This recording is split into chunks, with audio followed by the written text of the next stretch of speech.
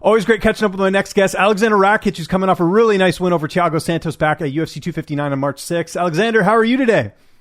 I'm fine. Just finished training, now relaxing a little bit, and yeah.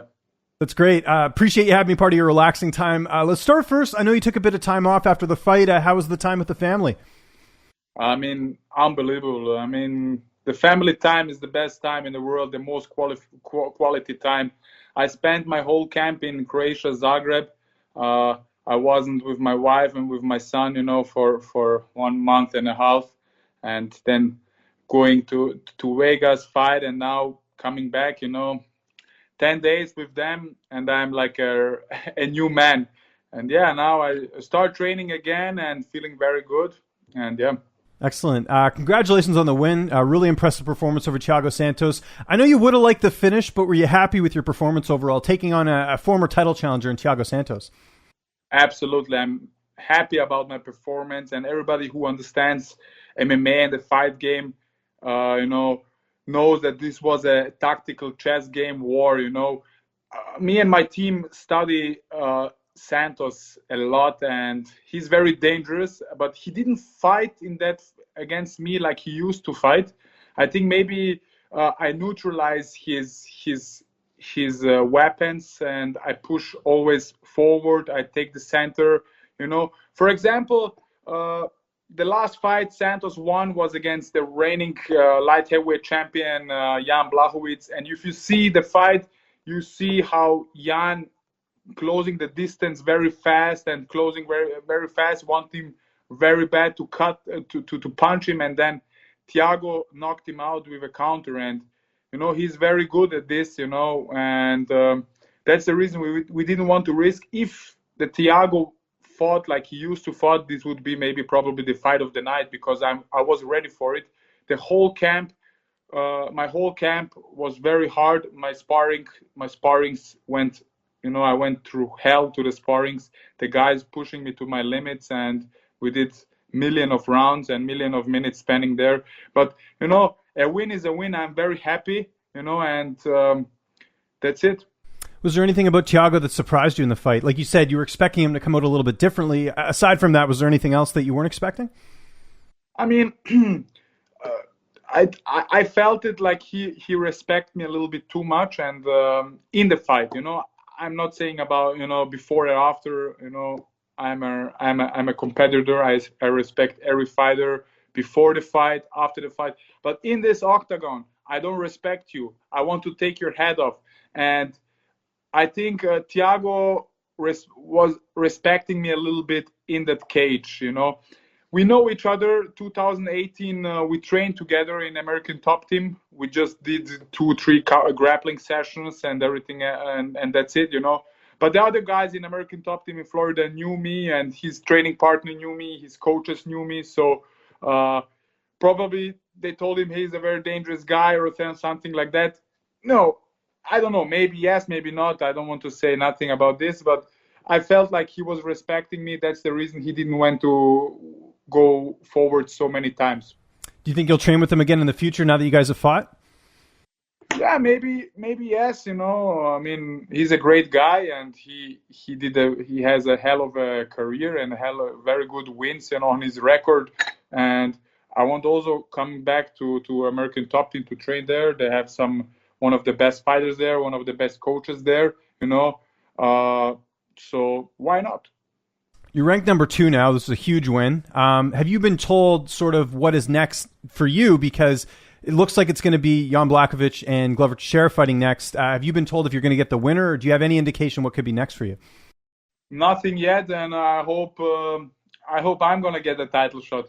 This is what I want, and work my ass off because when we see stylistically, I have 7 matches in the UFC, and I won 6, I lost 1, but this one loss, it's not really a loss. No, I think most people felt like you won that fight. That was a pretty close decision. Yeah, and Thiago is my 3rd former title challenger in a row, and I beat all of them. So give me that chance, give me that shot. Almost everybody in the top 5 had the chance. Glover had the chance. and he lost. And yeah, but let's see what the UFC decides. If they book Glover and Jan, I would be I would love to be the backup, because you never know what happened in the COVID situation. The fight can get off one day before the fight, and if they have a backup, in this case me, this would be great. I'm gonna be ready. Just need to, for, like I said, couple of weeks to go out for my family, to be in that not comfort zone, and that's it.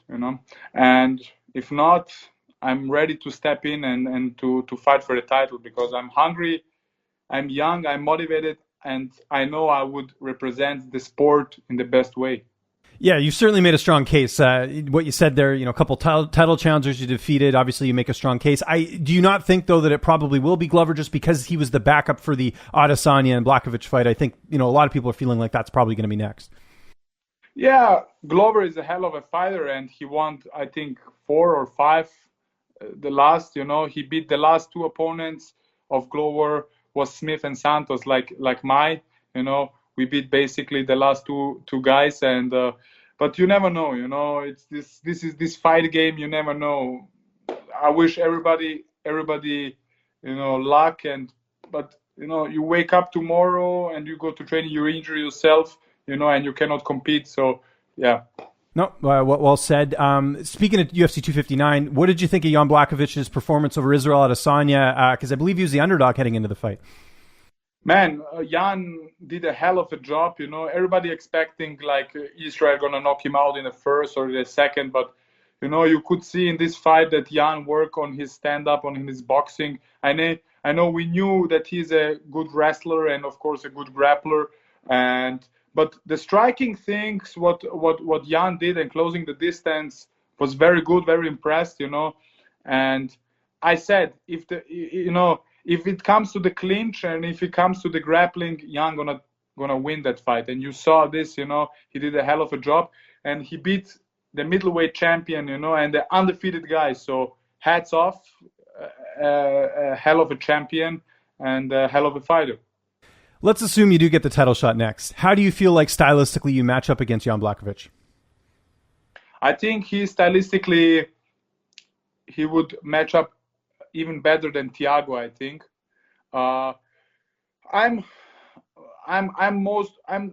the most fastest guy in the division. My reaction and my movements. I've been in this sport for so many times. I started kickboxing when I was 13. I had my first fight with 14. The first fight I fought like with 68 kilos and the way up. And this movement and this speed is always in my backpack. I have it always in there, so I'm getting used to do this, and of course it's going to be a hard fight, a hard battle, and but I'm improving every day. I'm training and I have a hell of a team behind me, and we work really on every detail. The last camp, the quality of the camp was amazing. I mean, after every sparring session, we record every sparring rounds. We sit in the evening together. We watch the spar, rewatch the sparring. For example, the wrestling coach or the striking coach sees something we could do it better. Right away, the next day, we work on this. So the details. And I think after every fight, you see a better version of Aleksandar Rakic. More fight IQ and a better shape and more calm. So, and just a matter of time when the next knockout will come or the next submission will come. So I'm working really hard on this, and I think gonna be a very good fight, me and Jan. If you could pick when you could fight next, when would you want to take your next fight? I would fight. Jan said he needs 6 months off. I understand him completely. He has a baby at home. Myself, I have also a small kid. You want to spend some time, but I'm going to be ready when the champ is ready. That's it, Yeah, so it doesn't matter to you. It's just whenever Jan's ready, you're good to go, or whenever that fight's booked. Like you said, you're willing to be the backup, right? Yes, absolutely. When he said, I'm going to go as well. So it depends, We just had the UFC pay-per-view on the weekend. What did you think of Francis Ngannou's win over Stipe, and were you expecting it to be that dominant for Francis? Very impressive, Francis. Very impressive. You saw he worked on his wrestling defense. He worked on his boxing. I guessing the game plan of Stipe was to wait a little bit and then to exchange punches. He did basically the first round. He didn't. I don't know if he threw one punch, and I don't know. It was very impressive, and I feel very sorry for Stipe. I like him. I like his fighting style. He did very good things in the cage, but he was also a very light heavyweight, very light heavyweight, and I can say everything, but Francis did a good job, and yeah, let's see what's next. Do you think Stipe fights again? I hope so.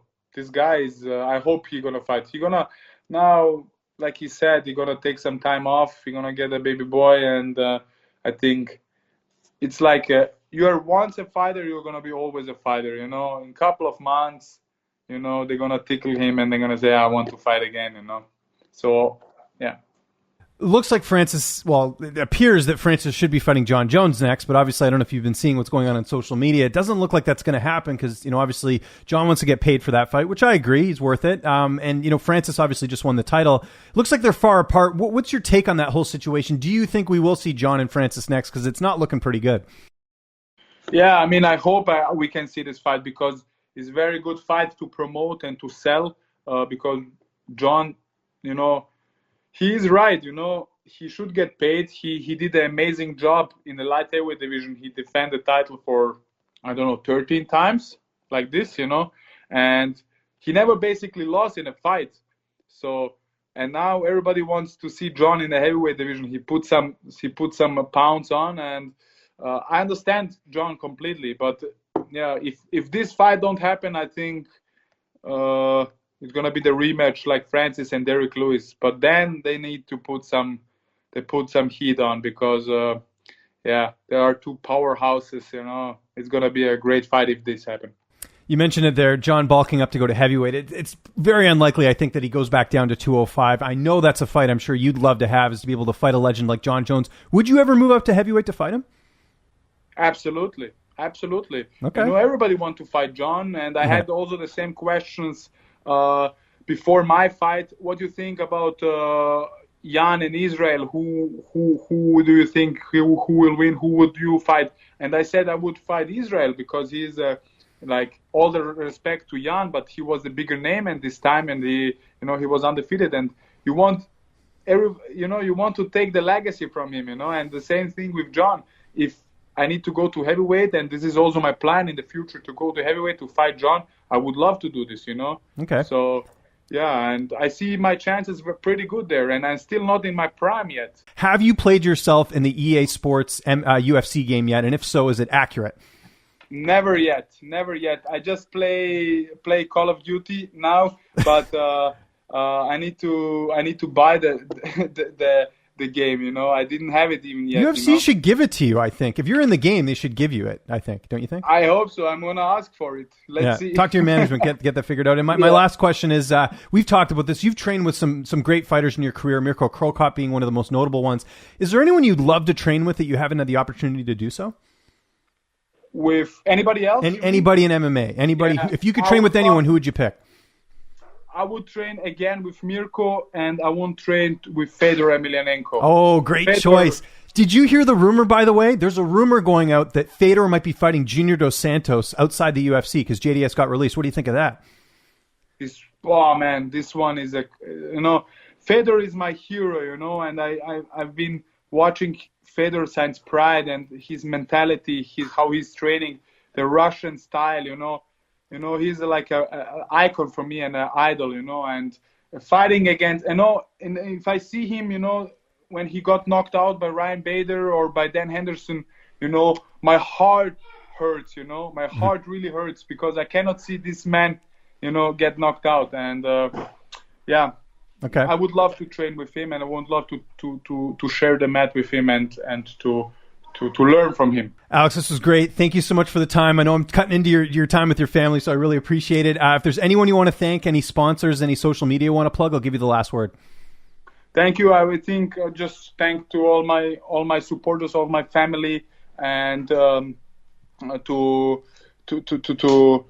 my management, MTK MMA, who made